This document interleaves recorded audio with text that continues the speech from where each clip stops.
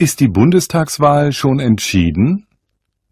3 deutsche Bundesländer haben 2017 neue Landtage gewählt, zuletzt Nordrhein-Westfalen. In allen 3 Ländern hat die SPD Stimmen verloren und die CDU gewonnen. Das wird auch als Zeichen für die Bundestagswahl gesehen.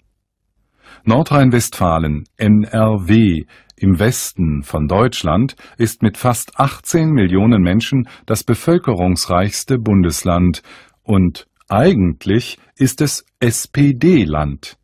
Nur einmal in den letzten 50 Jahren hat hier die CDU regiert, von 2005 bis 2010. Von 1980 bis 1995 regierte die SPD in NRW sogar mit absoluter Mehrheit. Jetzt hat die CDU mit 33% die SPD überholt und die SPD hat mit 31% ihr schlechtestes Ergebnis überhaupt geholt. Die Wahl in NRW gilt als besonders wichtiges Stimmungsbarometer für die Bundestagswahl im September 2017.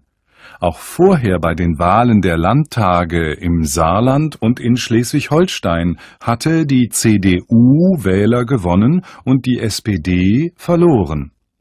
SPD-Kanzlerkandidat Martin Schulz braucht nun eine neue Strategie, wie er mehr Wähler überzeugen und seine Ziele doch noch erreichen kann.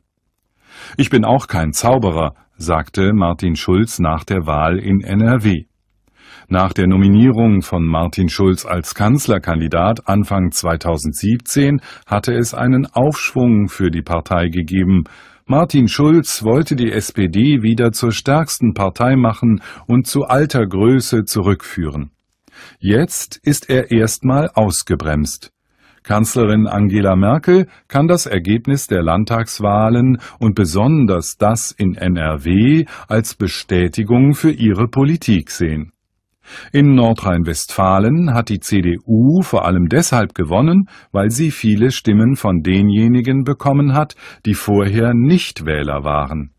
Lange hieß es, dass zu wenige Deutsche wählen gehen würden. Jetzt steigt die Wahlbeteiligung wieder. Für die Bundestagswahl im Herbst ist das ein gutes Zeichen.